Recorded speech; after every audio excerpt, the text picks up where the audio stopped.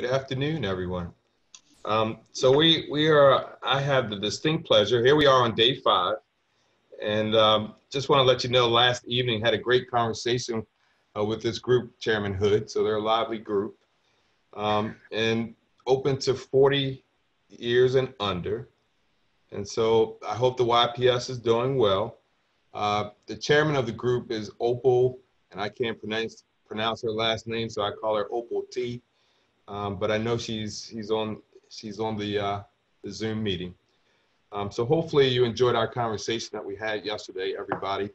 And I have the distinct pleasure this afternoon to introduce you to the chairman of the NCUA.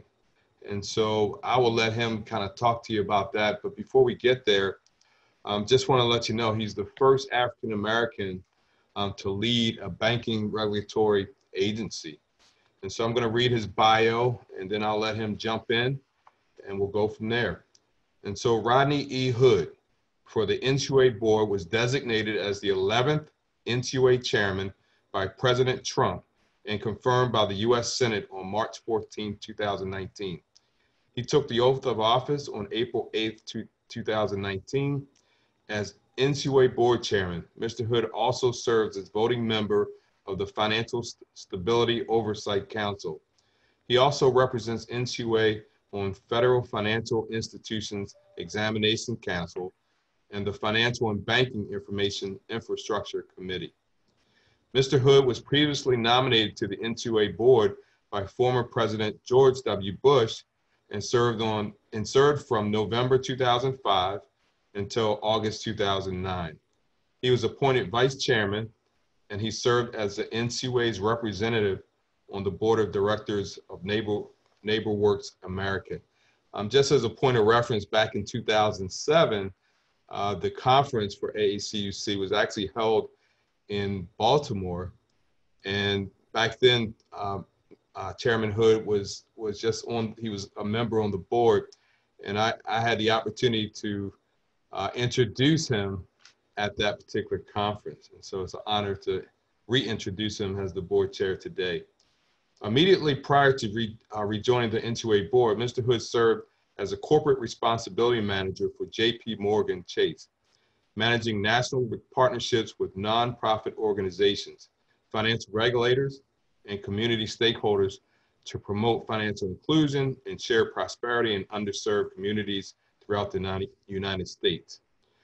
In addition to his public service and private sector service, Mr. Hood served as the member of the University of North Carolina at Chapel Hill Board of Visitors and as member of the UNC School of Arts Board of Trustees. He also served as a member of the Board of Trustees for North Carolina Museum of Art and a member of the Board of Governors for the University of North Carolina College System. So as you can see, he's a Tar Heel, and so he's a graduate of University of North Carolina. And of course, University of Maryland used to be in the ACC, and so back in 2007, we were good opponents, I guess. Just one other thing I want to read. Mr. Hood's professional awards include being named one of the 40 young leaders under the age of 40 by the Triangle Business Journal in Raleigh, North Carolina. He is also the first recipient of the Dream Award, an award given by Wells Fargo Housing Foundation to honor individuals who have exhibited an outstanding commitment to affordable housing. He's a native of Charlotte, North Carolina, and Mr. Hood holds a bachelor's degree in business communications and political science, and I mentioned it before, from the University of North Carolina at Chapel Hill. So I introduce you to Chairman Rodney Hood. Well, first and foremost, can I just say thank you for that gracious introduction? Thank you, thank you, thank you. I'm delighted to see you again. And it's hard to believe that 2007 seems like ages ago, doesn't it, when we were last together at this forum? Well, let's just say I had more hair back then. I was going to say I had hair back then too. To the YPS group, you all, thank you for letting me come before you today. I know you've had an action-filled 5-day conference. Do know that I am deeply humbled by the opportunity to spend a little time with you this evening. I want you to know, you all, that as I have become the 11th chairman of NCUA, and as was mentioned in the introduction, I'm the first man of color to ever chair a banking regulatory agency. I want you to know that I took a fairly circuitous path to get to where I am today. And I hope that as I share my story with all of you, that you too will recognize that there are a few things that as we grow in our careers that are very linear. There are sometimes things that take us along the way as a part of life's journey. So you never know what things may come a part of your path as you prepare for the future. For me, if you had asked me at my age of 22, would I be sitting where I'm sitting today? I would probably have said no. After I left Chapel Hill, I did embark upon a business career in financial services where I was a commercial lender and doing a lot of work to help things that would help small businesses have access to capital so they could grow their businesses and create jobs for the future. But I did take a short-term stint to be a missionary in Africa where I lived in Zambia and Zimbabwe, thinking that I would go into the ministry, thinking that I would go into the priesthood. But after completing that missionary assignment, I did not feel called. So with that being said, I remained in financial services, but completely changed the whole mission of my work. I changed from focusing on commercial banking to focusing on economic and community development. I changed from focusing on those short-term activities to long-term activities that provided communities with hope, provided them with a bright future. Those were the opportunities, you all, where I became the Community Reinvestment Act officer for a huge Wall Street bank. I later was the director of affordable housing, where it was mentioned that I had the Dream Award. It was because I would take time to work with these low to moderate income individuals and help them learn about financial literacy, financial education, what we now call financial coaching and well-being. It was through taking those skills that I perhaps could have used as a minister, but taking that into my work in financial services. The scriptures tell us to help the least among us, to help marginalized and vulnerable communities. So while my minister and I would talk, he said, well, Rodney, you don't need to wear the clerical collar to do good work that transforms lives and communities and that leaves an indelible mark. So you all that are listening do know that the path that I took to get here came from that deviation or that trip to Zambia and Zimbabwe, but only to come back from that opportunity being empowered and really wanting to create a lot of my life's mission to helping communities thrive and prosper, especially those communities of color. I would say that also along the way, I was always open to new challenges and opportunities. So I'm delighted that because of being able to take on those different tasks and responsibilities, because we're very fortunate, all of us, I think, that are on this call today, we're very fortunate to live in a country that allows us to, I think, reach our potential and to pursue these types of activities. So I am still doing that today as the 11th chairman of NCUA. I believe that now being at the head of the agency in the wake of the tragic murder of George Floyd, it really gives me a platform, you all, because like many of you as a man of color, and for some of the women on the call as well, I'm sure you too have had the talks with your families. When I was learning to drive, my father sat me down and we had the talk. That talk was how I am to behave if I'm ever, not if, but when stopped by the police. I'm supposed to keep my hands on the steering wheel. I'm supposed to be very kind and very much so scripting out everything I do, meaning that if I need to get my insurance out of the glove compartment, I'm to tell the police officer what I'm doing at every given moment, because we know what happens when young men and women don't do what the policemen are expecting them to do. So as I tell folks, I too could very well have been George Floyd. I too could have been any of the other people that we've seen fall into abuse of power from some of the policemen throughout our society. What that means, you all, to date is that we now have had the public discourse talking about what transpired. All of you who are on today's call, we know that that has been something that has been a part of the Black community for quite some time, for generations now. It's just that at the height of the COVID-19 pandemic, coupled with George Floyd's tragedy, we were all at home. We were all able to see this disrespect that was exhibited by the policemen. We were able to see this disregard for the sanctity of life as evidenced by this man putting a knee on someone else's neck and doing it with impunity, knowing that he was being recorded, knowing that he was being watched, and he actually thought that he could get away with it. You all, that to me was a wake-up call for me to no longer remain silent about these issues. Typically, these types of issues would be things that we would talk about amongst ourselves with family members. But for me, you all, as the 11th chairman of NCUA, I thought as a man of color, I would be derelict and feckless in my responsibilities if I did not use this opportunity to let folks know that we cannot stand for systemic racism to continue to permeate society the way it is today. That's why I penned the op-ed in the Wall Street Journal, calling on communities to come together, calling on our credit union community to coalesce around these issues around equity and inclusion. So that's why I believe fervently that financial inclusion can be a part of the healing process. I think that for me, having the platform that I have, I want to speak out for all those marginalized communities. I hate to tell you this, you all, but I still get stopped twice a year, and that's been happening since I got the driver's license at 16. I am still now to date having to teach my young cousins and nephews and mentees that I'm mentoring around what they are to do when they're stopped by the police. So a lot of that has not changed. But what has changed is that we now are having a global dialogue about these intractable issues. And I think about my being at the NCUA, and I think about reading in the Bible and in Esther, where it talks about you are in this position, but for the time such as this. And I feel that I am now, after all that circuitous route that it took to get here, that I'm in this for such a time as this. So for those of you who are YPS, I want you to know that I certainly want you to have all the tools that you need to succeed and thrive in your careers within the credit union community. I want all of the credit unions to thrive, and that's why I'm creating a regulatory framework that supports our minority depositories, that supports our CDFI credit unions and our low-income designated credit unions. If credit unions are going to be a part of this solution, then I, as the regulator, need to give you the tools and the regulatory flexibility that you need to do just that. So you all that are here know that I want you all to succeed. I hope that there's something that if I've been able to touch a little of you with sharing my life's journey, it wasn't quite the linear route that many of you would have anticipated.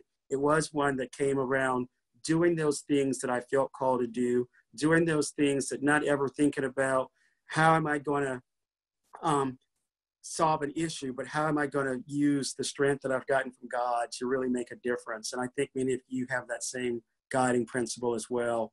So with that being said, you all, those are my opening remarks. I know this is meant to be a dialogue. I hear that you all are a very active group, so I'd love to begin the dialogue with you all.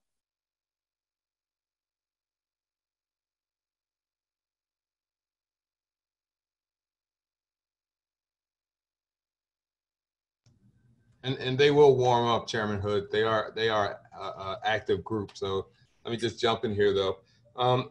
You know, you mentioned, and I saw the Credit Union Journal. It said the chairman of the National Credit Union Administration spoke candidly about his experiences as a Black man during a panel discussion that touched on the issues including race and the pandemic.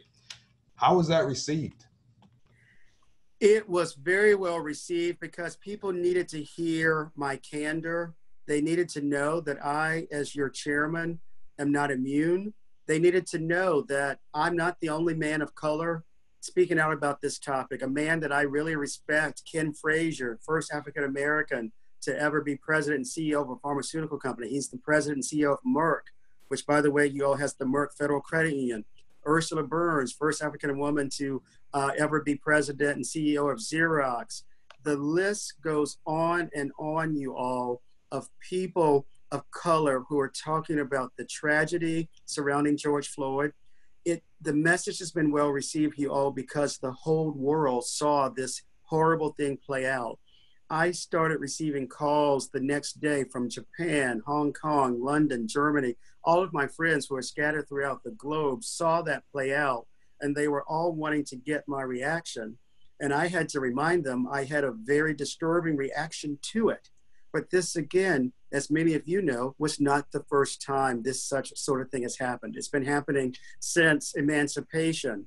The only thing is now that because of COVID-19, we already knew about some of the disproportionate outcomes that we're seeing, how COVID-19 is affecting communities of color more predominantly than other communities. To have that coincide with the murder of George Floyd, it made it all more pronounced. So the whole world saw it. And because I would say our routine has gotten a bit slower now because many of us are working from home, Typically, this type of issue would have been something that, Chairman Johnson, we would have talked about maybe if I had seen you at an event, we would have talked about it at church or at some of those types of events. But to now have it now so a part of the public discourse that I have groups, whether it be the Wall Street Journal or other newspapers, who are wanting to know about this type of thing. You all, I would never have had the platform to discuss this were it not for such a time as this. Had I talked about these issues as aggressively and as diligently as I'm doing it now, I would have been labeled the angry black man. Now, I no longer have that moniker because it is a decision that I've made, decided to say, you know what? I want people to know I'm not immune. People often will tell me, well, Rodney, how can you be stopped? You're a chairman of an agency. You've worked for these venerable companies. But you all, when I get stopped twice a year, and I do really mean it, I still get stopped twice a year, even dressed like this. They never once ask what's on your CV. They never once ask, have you been a Board of Regents member for your college system? Have you now gotten a chance to oversee 5,000 credit unions? The mindset is if you stop someone who looks like me long enough, they're probably going to find something wrong. And they're always so disappointed, the police, when they pull me over for doing nothing wrong, thinking they'll find something. And they're like, you have no warrants, you have no missed alimony, you've never even had a parking ticket. So again, that's been an issue. That's been the perturbations that I've had to live with since becoming a man. And I know many other folks in our society are dealing with those same issues. So it's not just me. So I'm speaking out now to let you young YPS people know, though I'm not immune from it happening, I'm prepared for it when I am stopped. But more importantly, I now have a wonderful platform to address and talk about these issues. And if I can go a little longer, not longer, but I want to make another sidebar. In following the Wall Street Journal op-ed, and I hope you've had a chance to read it while I talk about financial healing and talk notably about our minority depositories. I also, when you introduced me earlier, you talked about my being on the Financial Stabilization Oversight Council.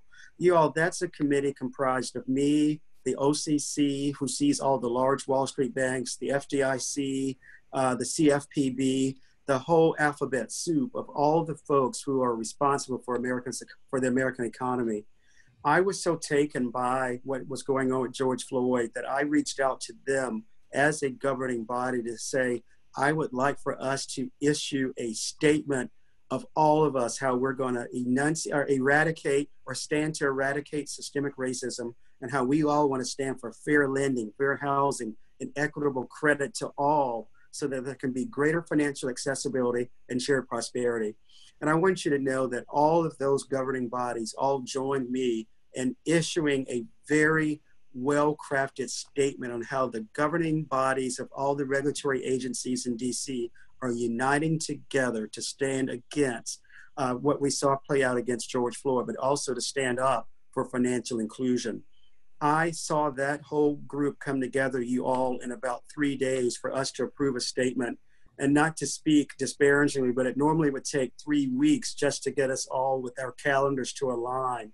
So I want you to know that I am really taking a lot of responsibility for being an advocate and a champion for the issues that can, again, bring about healing and bring about greater financial inclusion for all, especially in looking at communities of color. Great. I have something I would like to ask. Oh, Hi there. Stacey, go for it. oh, thank you, Melanie. Hi, first, I would just like to say thank you so much for sharing this time with us. Listening to you on the panel just before this was incredible, and it's really wonderful to have this this direct connection with you right now for this hour. So thank you. We really appreciate it. I am part of the crash that was brought by the Cooperative Trust in ACUC, and you know, we're being joined also with the YPS group, and there's been discussion of things that we can start working on as a team for the next coming year to work on this commitment to change and moving everything forward. And we've had a lot of side conversations in a chat that we're all a part of on things that we can already start doing, a lot of which was inspired by things that you said in the panel just before this. And I was wondering if you had any thoughts or bits of guidance you might suggest on good starting points for us really being active advocates and taking important steps to move forward, things that we can do as young professionals in this movement, and where we might get started with that. I love that question. What a very timely and relevant question. I think first and foremost, the fact that you all have seen the need to coalesce around this particular issue is important. I'm hoping that you all can continue to have maybe forums and dialogues, because people need to come together to discuss this issue. As you know, many of us in society today, we often can have short attention spans. So we have to, as was mentioned in the earlier panel, we have to really act now, because we don't know what the next hashtag is going to be. So I'm hoping that you all can continue to provide a lot of thought leadership around this issue. But I also want to think that maybe coming up with some concrete steps as well. When I talk about concrete steps, what are some of the things that you all are doing with your generation? Because you have such energy. I'm hoping that you all are looking at opportunities to mentor that young generation. Maybe they're in junior high or high school. How are you helping them think about opportunities for the future around perhaps careers in financial services? One of the reasons I want to mention that is we still to this day do not see a large number of communities of color represented in a lot of the credit unions or the banking institutions for that matter. Well, I think we are making inroads. Let's now make sure that we are going to be letting folks know of job opportunities that exist so they can be a part of the solution. You have to see it to become it. So the more they see all of you with that thirst and commitment, I think it's going to bode well for the future. For example, I'm delighted to know that UNCF is playing a role in some of the support of today's conference proceedings. You all, if we are going to be able to build a pipeline of talent in this industry, in this arena, we're going to need to change our recruiting and maybe look more at the HBCUs, the historically minority serving institutions. How do we do that? We do it with young people like you who have those ties. I think another piece when I talk about mentoring, I think mentoring them, but also talking about financial health. I know when we were all younger, we talked about all it was about financial education. It's not about teaching someone how to read their credit report. It is about life coaching, financial skills around budgeting, around economic sufficiency. And that comes from really having folks really do that deep dive around having financial coaching models. And a lot of you on this call, I know that you're all really working actively in financial services. So those are things you can do by volunteering or using fintech, maybe podcasts and things of that nature. I think another thing that I would love to see is how we've had a lot of the high schools that I've seen that have done some credit unions. So those of you who are volunteering locally, if you can maybe help spur new credit unions that are in some of the high schools, that is something that I was able to go to not too long ago. In fact, it was last November. There was a high school that was in a community that was 99% minority, where that credit union was learning all about Bank Secrecy Act. They were learning about accounting issues, and these were all high school folks. So those folks are going to be a pipeline for the future, but also they are already teaching a lot of their parents about budgeting and financial coaching. So I'm sorry for such a long-winded response, but I think a lot of it is around you using the power to convene and bring people together. So continue the dialogues. You're looking at ways of building out a pipeline of talent as you're having those discussion events, making sure that you're reaching out to that next generation so they can know that there are some great career opportunities that await them, especially as we're seeing the browning of the American society, meaning we're going to see minority communities growing exponentially over the next 10, 15, 20 years. So are we building a pipeline of individuals who will reflect that diversity in a lot of our institutions? And then also encouraging the creation of our minority depositories. It's about being proximate. Those MDIs are the ones that are so closely tethered to communities that need that capital the most. The capital to buy the homes for the future, the people who are providing the capital for people to get the loans, to get their cars, to go to and from work. So there's a whole ecosystem that I think that can be spurred from more MDIs and things like that. But I applaud you all, and let me know how your convenings are going. Who knows, maybe I can pop in like this to say hello. We will hold you to that. Thank you so very much. That was a wonderful answer, tons of information, and we appreciate that future promise. Yes, and I will honor that. As many folks would tell you, I enjoy the interaction. It would be selfish for me to never have opportunities like this. I want to be accessible because I want you all to know that it took people talking to me when I was young, like all of you, and it was events where you're like a sponge and you're absorbing it all. So anything that I can do to catalyze your success and development, I'm all for it. So follow up with NCUA and we'll make it happen. And let's hope it'll be in person one of these days too. So I see a question out here, Chairman Hood. It says, what is some advice you have for us as young professionals while we are trying to make big changes in our organizations and the credit union movement? My one advice that I'm going to have for you is to have a mission plan, to have your ideas well thought out, which I'm not saying you don't, but I know when I was young, I was so eager to always want to do X, Y, and Z that I sometimes would have that short-term approach, and I'm thinking be long-term and how you're thinking about effectuating change, but also having some great, not just mentors, but also some great sponsors. Mentors are the people that I can talk with informally, where they're giving me some coaching and some guidance and things of that nature. But as you're building your careers, sponsors, you all, the sponsors are the people who are not in the room with you, but who have your back. The sponsors are the people who can say, oh my goodness, Susan over there, really, do you know that she's able to do X, Y, and Z? Susan is the one that we need to have propelled to this next opportunity. I think you all should take a chance in her. So that's what the sponsor is going to do. The sponsor is going to be totally accessible to the C-suite, and they're going to have your back. The mentor, that's your best friend. That's your buddy. That's the person who is, they're giving you the advice, and they may tell you what you don't want to hear sometimes, which that makes their mentorship really important. But the sponsor, you all, if you don't have a sponsor yet, I encourage you to look for opportunities to get to know that person who can really help propel you forward in that moment of truth. So that's one bit of advice that I would have for the young people. I would also have to the young people, and this was something that I had to learn, and in fact, I mentioned it in the earlier panel. When I was many of your ages, was working myself to the point where I was only getting 4 or 5 hours of sleep a night because I thought that the key to success was outworking everyone else. The key to success was saying yes to every project, volunteering for other projects that no one else wanted.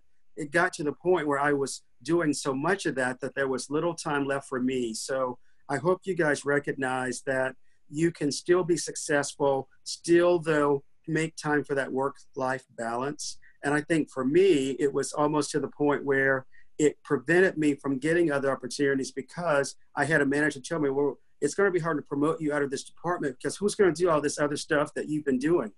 Well, you know what? You want to be valuable, but not so indispensable that you're missed over for other opportunities because there are those who are going to be selfish and want to keep you there on the team. So be able to compartmentalize, be able to have more time for work-life balance, but also you all, I want you to recognize that not every career move needs to be linear.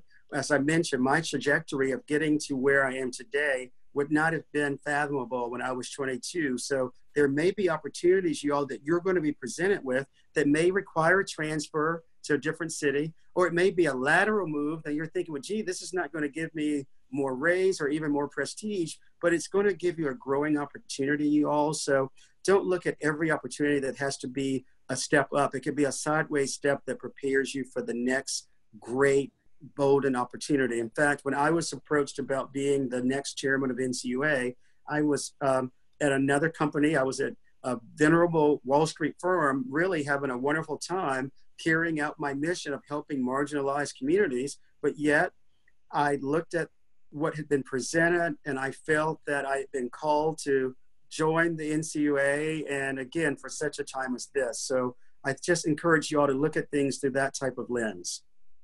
And so I see Kelly Holloway has a question, but before we get there, Kelly, there was another question that was before yours. And Chairman Hood, just want to know, how was your op-ed article received, and what actions have credit unions taken?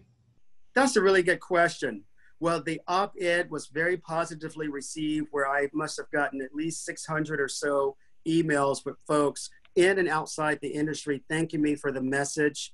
I must have gotten a lot of calls from people who, I had no idea that the Wall Street Journal was so widely read. And I'll tell you why, you all, because I think that I was blessed with the ability to, one, that they took my piece that I wrote to give it the platform for people to hear, to know that, hey, I'm stating an issue that we've all had to deal with for generations now for communities of color, but the fact that I was able to show them that, yes, there's been adversity. Yes, we've all watched this tragedy unfold, but I offered solutions. And I think the solution that I was able to offer is how financial institutions such as credit unions can be a part of that healing process. And the credit union movement has been, and the industry has been really well received. They received the message well because you all credit unions are doing a lot of this already.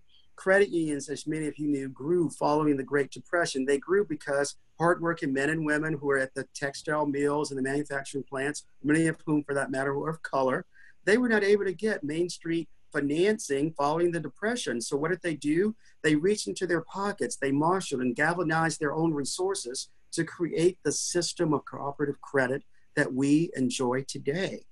That is why people helping people has always been a part of the credit union ethos. It's not just empty, hollow rhetoric. People helping people resonates with all of our credit unions, whether they be low-income designated, CDFI, MDI, all 5,200 of them all unite around that. So if anything, the article that I penned, the fact that I'm in venues such as this, I'm continuing to just let credit unions know, I want you to serve. I want you to make your products accessible. I want to give you the regulatory framework to do that. That's why I believe that regulation needs to be effective and not excessive. That's why I'm calling for more de novo credit unions. I want new ones to come about. One of the proudest moments, you all, was about 6 weeks into my job being the new chairman last April, was that I was able to fly in the middle of a hurricane. I don't advocate flying in the middle of hurricane season to Oklahoma, but I wanted to go there because I was able to present a new MDI with their federal credit union charter on a tribal land. I want to see more opportunities for that. So you all, everything now has come together. And I think similar to the young lady that just asked the question, the timing now is right for us all to not just talk about these issues, but to take action. These are issues that we've all been talking about for generations, but now I think the platform is there for us all to address them head on and directly. Go ahead, Kelly. Hello, good afternoon. Thank you so much, Chairman Johnson, for leading the discussion. And thank you so much, Chairman Hood, for being with us on today. I'm also a proud Tar Heel, so have to let you know that as well. Go Hills. Go Hills. I am from the State Employees Credit Union in Raleigh, North Carolina, and also a proud AACUC volunteer. My question is regarding the conversation that we have right now. We have a great discourse going. We have been lit on fire for this whole week in trying to position ourselves well to help our credit unions and help our communities in that way. And so you are speaking to our souls right now. I hope that you realize that and know that, but you're also speaking to the choir at the same time. So my question is, when we go back to our credit unions, when we're talking to others and bringing others in to the table for this discussion, a lot of us have been tasked with D&I initiatives and strategies, but how do we appeal to those that may not be all the way in tune to the conversation yet? You know, perhaps there are those that did view the tragedy of George Floyd, Breonna Taylor through a different lens, and maybe they're not there yet in their thought process. How do we decrease that spectrum between those that have been affected by racism, even on a personal level, to those that don't see it, don't know it, don't recognize it? How do we bring that spectrum closer together and make sure that those conversations happen in a safe space so that the people that need to hear us can transcend that message and understand that we're all moving forward in this? What a timely question. Thank you for that question. And you're right. I often recognize that in venues such as this, I could be preaching to the choir. And how do we bring those other folks who are still in the parking lot, who haven't even left their homes yet, to get into this conversation? That is something that you need to really have come from the top. And you all, and that is something that really, that I often get concerned with when they think that every person of color should be the champion for DEI. No, that DEI needs to be owned by everyone within the organization. I know when we talk about our recruiting efforts, everyone thinks, well, all I need to do is recruit people from communities of color and I've solved the issue. Not if you've not created an inclusive work environment that values that authenticity and the uniqueness that each of those people bring. So my encouragement would be to all of you who have similar questions, you all, if you are especially attached with DEI, has that head of your organization made a statement? Has that head of the organization convened a roundtable? One of the things that our Office of Minority and Women Inclusion did, that's Monica Davey, you all, I participated in 15 listening sessions with our employees. We limited them to no more than about 20 individuals per session. And it was to talk about these issues, to give individual employees a safe space where they could come together. There were some people who wanted to talk and there were some who just wanted to listen. But I was able to tell some of the stories that I've experienced by way of growing up and with structural and institutional racism. And again, I would identify what is going on in my life, and all of us could give that story, but how we are able to pivot. We talk about wearing the mask. We talked about how I would sometimes be stopped in many instances on my way to work. So how did you get stopped for doing nothing wrong, and then you go in and you have to smile and be the polite, cheerful contributor? So people didn't realize that, and still to this day, people look at me as if I not telling them the truth when I tell them that I still get stopped. They all want to talk about, well, you have such polite manners and you're always so well dressed. And I say, well, never when the policeman stops me does he compliment me on my tie or ask me what do I do with NCUA. That's never the part of the equation. So all that to say is it starts with the top. So if you've not talked to some of the leadership, and it doesn't also, you all, this function is not always rest within human resources. It's something that needs to be shared throughout all of the leadership. So I believe that they all need to be a part of the equation. And I'm not saying that you need to frighten them, but I'm saying that they need to realize that in order for this to be a part of the company's culture, it just can't be one or two employees. It needs to start with those folks who have direct hiring authority. It needs to start with those who can really put it as a part of the mission statement.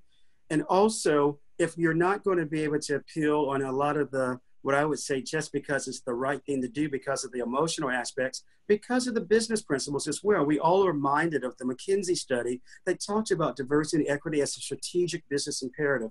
We know that those companies that have good, strong diversity in their midst, they are the companies that have good employee engagement, but also good, strong revenues. And if you're not going to even buy into DEI just because it's the right thing to do, buy into it then through recognizing that it's going to improve market share, market penetration. And again, why would anyone want to leave 40 or 50% of the marketplace unattended to? Those who are going to be able to provide those solutions are the ones that are going to be able to really help promote greater growth for their entities. I know we in the credit unions, we get it, but again, I think there's some lessons learned. But again, back to your original question, leadership, having it come from them, statement, having some dialogue, and also seeing if there are some activities that they will be willing to support. I mentioned HBCUs as a way of recruiting. Are they supporting internships? Are we giving individuals tangible things that can be done? I know there's a lot of emotionalism now where everyone is wanting to give philanthropic dollars. But you all, what happens when that hashtag changes? But if you're looking at this as a strategic imperative, no matter what the hashtag is, if DEI is embedded into your earnings stream, your recruiting strategy and all that, it's not something that could be bumped off the shelf until the next issue manifests itself in our society. It's a part of the DNA. Thank you so much for that beautiful answer. We've got a lot of things going and going to be working towards that, getting into some good trouble, and we're going to keep you updated, I promise. Please do. It's an issue that I care about, and one of the things that I really do care about you all, and that is as you diversify the employment, as you bring folks from underserved communities into the ranks, we need to make sure that we're building an environment that values them. Otherwise, it's just a check the box exercise. And I don't want to ever have any of you checking a box to say, oh, Chairman Hood, we've added 40 people of color to our organization. They're Asian, they're Hispanic, they're African-American. And then I come back the next year and you tell me that of the 40 you've hired, only 12 are still there. Well, that means that you were able to attract, but were you able to retain? Were you able to cultivate? So I think, again, that needs to be a part of the equation around building the inclusive culture, because otherwise we run the risk of it being a check the box. And people can recognize when that's happening. In fact, I'll never forget when I was asked by a company many years ago, and I was very polite in how I responded. So I want you to know the chairman always believes in being kind and polite. They said, Mr. Hood, we so enjoy having you at our company and you're doing such a good job. Would you be willing to share a lot of your other African-American contacts with us so maybe we can hire them? And I said, well, you know what, let me be sure that I know how you're treating the people who already work with you of color before I make that offer. And it was a bit of silence, a little bit of a uncomfortable pause, but it was one of those things that, no, let's make sure that we have the right culture in place so that we can then know that this is not just, again, a check the box exercise. So I saw that Melanie had a question. So why don't you go ahead and ask the question, Melanie? Thank you. And thank you again, Chairman Hood, for all of your contributions today. So my question is a bit twofold, actually, and I'm coming from a state association myself. So the questions that I have hopefully are relevant to you as well, just from the perspective of some credit unions and what we're hearing. One of my questions kind of goes along with Kelly's, but a little bit more specifically. I'm not sure how this is appearing in other states or how you've seen this show up in the phone calls that you've received. But early on, I know that we had received some calls from credit union CEOs who their specific charter is geared towards the police force, first responders and different folks there. And, and maybe that there have been some conflicting views where maybe that CEO wants to make a statement, but perhaps, the board, they may have the wrong perspective as to how supporting the movement means that you are also supporting our police officials. And I like to think that hate doesn't live in a uniform. It's just part of, whether, you're an officer or you're someone else, it shows up in who we are. And so one of the things I'm wondering is, what would you say to those credit unions and those CEOs who maybe have that challenge? And then my only other question was about your assessments. I know last year you guys are really rallying to get assessments and having a hard time. And we had credit unions still thinking, oh my gosh, I'm small, I'm basically close to getting merged in, I don't want this to be the next factor that causes that when we've got 2 employees. I think you touched on that a little bit, that it's about the quality of the culture and not about numbers, but just any thoughts and how is that process going for you? Well, twofold question, and thank you, both very timely questions. I could not agree with you more that hate does not live in the uniform, and I want to thank you for asking that question, because if you had not asked it, people would assume that a lot of the institutional and systemic racism that we are discussing as a society only relates to men and women in police uniforms. And you all, that is not the case at all. Let me state what you've just already stated. Hate does not reside in uniforms. Of course, we still recognize that law-abiding folks, we want to have a strong police force for the good things that they are supposed to do. Sadly, there have been a handful, or more than a handful, of those who have abused their power. They have abused their authority, and we've seen what has played out with the tragic murder of George Floyd. But you all, I would be remiss if I didn't say that, yes, we see the police activities because they are wearing the body cams, or believe it or not, social media outlets today are able to record these activities in real time. What we are not seeing, sadly, what we're not talking about is the fact that when I have been, or many of you, or many of our friends who have been victims of microaggressions or some of the other subtle racism that takes place, well, typically we don't wear body cams when we're at the offices. We don't sit in board meetings with our cameras and microphones on. So a lot of the other leaders and other people who are violating, they're doing some things that are equally as egregious as what we've seen play out on television with the police. There are leaders in other segments that are doing some of the same things that they need to be held responsible as well. So yes, hate does not at all live in a uniform. Regarding the credit unions who are serving those fields of membership, of course, we want to treat those fields of membership the way we treat them all. We want them to know that we want them to be a part of the credit union system. We want them to know that we're in it together. It's around people helping people. Of course, we're not going to start judging, oh, we like your industry, we don't like your industry. So no, it just pains me that the police people in many instances have been characterized because there's a small percentage who are being abusive, but it's these other folks who are doing the same thing. So when I talk about leaders in maybe corporate America, so maybe that CEO or that division executive may not be putting, sadly, a knee on someone's neck. That CEO could very well, they'll be putting his knee on his or her career, an opportunity for advancement.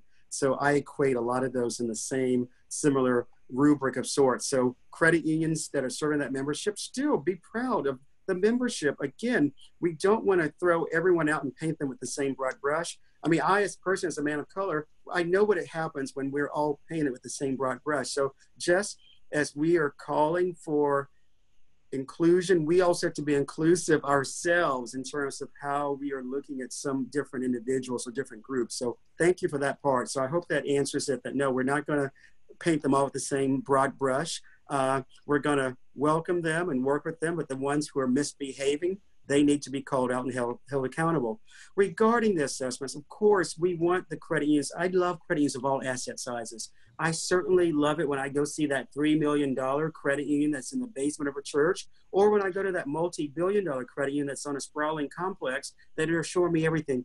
What really makes the system so spectacular is that the 121 million members of credit unions today have a whole panoply of credit unions of all asset sizes that can help them meet their needs. At the end of the day, I want the small ones because they get to really add that special touch. I want the large ones because they can do some things around digital automation and all of that. At the end of the day, it's beautiful and I want to see it.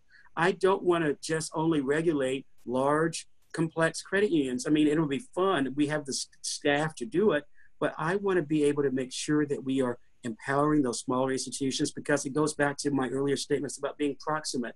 The MDIs, those CDFIs and low-income designated credit unions, they are proximate. They are near those communities that we want to have access to financial services. So for me to create policies that merge them into larger entities, it's not going to really, I mean, it helps our insurance share fund, which it is a fiduciary responsibility of mine. But my agency knows that I want them to work diligently to protect the small credit unions. That's why I'm making sure that we're looking at things such as subordinated debt, secondary capital, non-member deposits, happy around trying to look at other opportunities around impact investing, similar to what we saw with the media streaming company that invested $10 million in one of our credit unions, as you all know about that. So that's why I announced earlier that we're going to be hosting a MDI access to capital forum. So all that to say, I certainly want to see the small institutions succeed. I want to make sure that we're doing our level best to keep them active. And in fact, you will be hearing more about what we're doing. That's why we've offered the technical assistance grants. We had about $2 million that we were able to have. About 1.375 million was devoted to grants for our MDIs. There was another $4 million in loan. That was grants. So we had loans that we were providing at favorable interest rates, and then also some mentoring grants. So we are certainly using our tools to help these small entities. So do know I want them to still stay a part of our mainstream. But thank you, both very good questions. So Thank you very much. So based on your response, Chairman Hood, you've been in a position, I guess, been a little over a year now. Yes. And so your philosophies certainly are enlightening and certainly delightful to hear. But I'm sure you have examiners that have probably been around experienced examiners that have been around for a while. And so how are you transitioning them as they examine a financial institution, especially an MDI? And then they're in these communities where there's a lot of course, Black communities inequities. How do you transition your examiners to kind of take on your philosophy and try to make the examination work for both you, the NCUA, and for the credit union? How does that work? Chairman Johnson, that is a really good question. It's one that comes up often, not just related to the MDIs, but just the credit unions in general. And I'll tell you why. You all, as we approach the COVID-19 pandemic, you are finding that all of us are in a remote work posture. We all are having to work from home. That means having to do a lot of our examinations off-site. So it means that we've had to really be carefully calibrated in how we've given some of those credit unions the opportunity. If they feel that they have so much going on that we've had to delay some of their exams, we've been willing to do that. It means we've had to work with them. It also means, you all, in the age of COVID-19, we have sent out letters, and many of you have gotten those letters. At least if you haven't, please go to our NCUA website and look at COVID-19. We've sent out letters to credit unions around encouraging you to work with your borrowers and members around debt restructurings, around lowering their interest rates, around loan forbearance. We've talked about how do you help the credit unions navigate this difficult time period, and recognizing that it's important, because if we don't help those members of credit unions now, what are we doing to really show that people helping people ethos? And Chairman Johnson, the reason I say that echoes because many of the credit unions have said, Mr. Hood, you're telling us, and the agency is telling us today in 2020 that we're to help them. It's all right if we take some restructurings and things of that nature. But what's going to happen next year when that examiner is not going to remember that your agency told us to help our borrowers, to help our member owners? And what's going to happen when they get amnesia? Well, I have told them that we are having ongoing conversations with their examiners. We are letting them know that the actions that our credit unions are taking today will not be held against them when it's time for us to examine them. If you've taken very pragmatic steps to solve some of the issues that your members are experiencing, well, of course, we want you to be there. One thing that is important to note, you all, going into the COVID-19 pandemic, credit unions were very strong, well capitalized. Capital levels now at over 11%.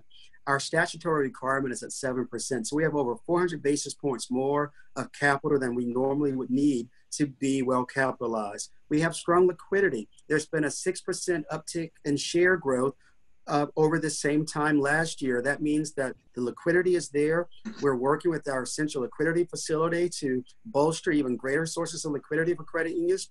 In addition to that, you all, I am meeting a lot with the Federal Home Loan Bank, Federal Reserve. So we have a lot of the tools that the credit unions need to withstand any of the headwinds that we are expected to perhaps experience over COVID. So back to your question about MDIs. That same philosophy holds true. We are wanting our examiners to know that we need to work with our MDIs who are taking opportunities to assist their member owners. They also need to recognize that it's not going to be a one-size-fits-all approach to our examination. In fact, I believe that we, when we're doing our exams, need to look at the asset size and complexity of the credit union. So that $3 million credit union in the basement of a church is not going to have the full-blown exam that a multi-billion-dollar credit union will have, where we're looking at some different areas. Still going to look at risks, still going to look at safety and soundness, but calibrate it through a different lens. Also, you all, I think it means that we need to continue to have examiners who are subject matter experts in working with the smaller institutions. So that's something that I am talking to agency staff about now, is making sure that we have examiners, because I would admit it may be hard to go from a $500 million credit union to then examining one that's maybe 15 million. So how do we make sure that we have a whole cadre of folks who are all honed in on looking specifically at the MDIs, the low-income designated credits and CDFI. So that's one issue that I'm looking at, and I'm socializing the issue now around having folks. In fact, that's something that I'm hoping that we can even flesh out more when I do my MDI Capital Access Summit in the next few months. But Chairman Johnson, you raised a good point. And another piece, you all, is I have several more years left on my term at the agency. Means that I am not going to be one that's going to let our folks get amnesia. So I will remain steadfast in letting folks know you are not to be held responsible for pragmatic decisions you've made in this environment to help your member owners. Similarly to the MDIs and other credit unions, you will not be held responsible. So that is the framework, and I tend to be a man of my word. That's great.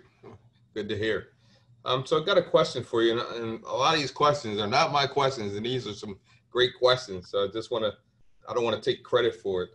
Is there one thing that keeps you up at night that if we don't get right as a movement, then the success of credit unions and the people we serve will be at risk? You know what? That's a really good question as well. I would say the issue that predominantly keeps me up at night, in addition to a lot of the civil unrest and economic unrest that we're seeing, I think the one issue that continues to keep me up at night is cybersecurity. I recognize in today's environment, you all, We have a lot of folks, like people like me. We've been working remotely for almost 6 months now. I know many of you have been working remotely as well. I know that many of our credit unions have had to really sort of have a lot of their employees who typically would never have to go home with laptops having to do that. It bothers me and it worries me that cybersecurity is an issue, so much so that within my 6th day on the job, I created a senior position to the chairman on cybersecurity that's operated by Johnny Davis. So we're continuing to provide letters to credit unions on how to harden your defense mechanisms. We're continuing to do training sessions. October is Cybersecurity Awareness Month, so you will be seeing some activities coming out of NCUA. And you all, no matter what your asset size is, whether you're $3 million or $100 billion, the vulnerabilities that we all have around cybersecurity are on the horizon. It's not a matter of if you may be attacked, but when. So how do we really respond? Do you have a backup plan? Do you have a PR plan? A lot of those members need to hear from you directly in real time. So those are the issues that we want to make sure that we sort of stay top of mind. I know that many of you have reached out to us regarding cyber. So I hope that when we do some upcoming activities in October, you will be joining us for those. But it's around hardening your defense mechanisms and just making sure that we're protecting consumer, in our case, member data. But that is probably one of the biggest issues. And and that's not just me. I would say that when I talk to my colleagues from the Federal Reserve, from the Office of the Comptroller of Currency, from the FDIC, CFPB, they all have cybersecurity as one of those pervasive issues that we all care about. And I think that's the one issue in financial services that can bring credit unions and banks and thrifts all together to harness our talent and resources around combating. Because all it takes is someone sitting in their bathrobe in some undisclosed location who could wreak havoc on the systems that you and I all care about. Yes. So that's the one thing that keeps me up. Great. So a good friend of yours would like to either acknowledge you or have a question for you. Ed Presnell, and he left the screens. Ed? Oh, no, I'm not. I'm here. Am I here now? Yeah, you're here now, but you're here. We hear you, but we don't see you, Ed. Oh, let's see if we can see me. How about now? Yes. Yeah. Well, I have a question and obviously a comment. Chairman Hood, I think we could not be more fortunate to have someone in your capacity that is so balanced and gentle and overall diplomatic in everything that you do, but yet have such a vision that's broad-based to serve 120 million people in this country. So that's a huge responsibility, and we thank you for that. And I personally couldn't be more happy than to have you in this role for several years. And this is the perfect time. Somebody beat me to the punch, but an adjunct to the question about what keeps you up at night, how do you decompress all that you do and all that you have on your shoulders now when you get home at night, wherever home at night may be? And is it your religious background that carries you, your spiritual background that carries you into this settled life that you present? I'm just curious. And again, thank you so very much for all you do. Thank you. Well, you're so welcome. And thank you, Jess, for your support. And thank you for what you're doing. You've been such a vital component of the credit union movement. And I want to especially thank you for your membership in AACUC as a board member. You've not just given it lip service, but Ed, you've lived it. You have certainly shown what it means to be an ally. You've done what I talk about from that wonderful writer and lawyer, Brian Stevens. You've not just done it as a drive-by, but you've gotten proximate. You've made it such a part of your DNA, Ed. So I want you to know that allyship is so critically important, and you've been just that. So I applaud you and thank you publicly for that. Thank you. Well, we're at 5:45. And so I just want to really thank you, Chairman Hood, for taking time out of your busy schedule. You talked on a panel today for over an hour, and now you're talking to the young professionals. And certainly we certainly appreciate you speaking and answering openly, being transparent about the questions. I really appreciate the engagement from the young professionals. And also, as Kelly mentioned, we are the souls. And so the question is, how do we keep this thing going and keep it, it's just out of 15 minutes, we keep it going. And so 5:45, I'll give you the last word and then we'll shut it down. Great. Well, thank you, Chairman Johnson. And again, I'll just get back to Ed's question. So Ed, it is to all of you. It is faith. It's the moral compass. It's knowing that I am here for a reason. And you all, there are a lot of headwinds that I face, and you all face them every day. But I'm blessed to be able to know that I'm in this for such a time as this. I feel called to do the work. So I decompress by spending time with my family, with my friends. I also, you all, I believe in not taking myself so seriously that I can't have a good time.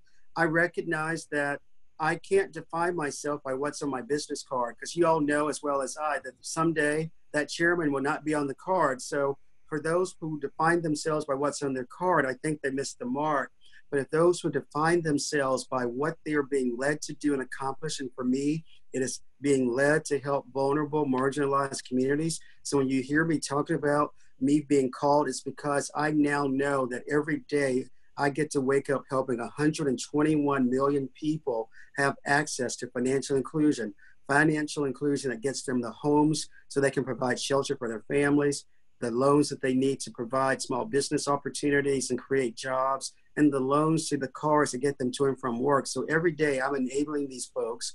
And every day I'm also looking at you all at expansively at inclusion. So not just communities of color, but low to moderate income, disabled populations, people who really need help, LGBTQ. So really being expansive in how we look at all communities who need help now more than ever. It's helping the least among us. So I get to do that. And in so doing, I get to be true to my mission and true to my call. And I know each of you are doing that as well. As I close with you all today, I just want you to know that as we deal with this challenge and uncertain time, know that I continue to pray for all of you in our industry, that you remain healthy, safe, and well. We are going to get through this together. We've gotten through feast, famine. We've gotten through so many other things as a nation, and we are resilient folks. But just want you to know that I am certainly going to continue to roll up my sleeves to give you the regulatory reform efforts that you need to thrive in this environment, but also to give you the fervent prayers for your safety and well-being. Bless you all, and thank you for letting me spend time with you young YPSers. Thank you, Chairman Hood. Thank you so much. We'll leave it right there.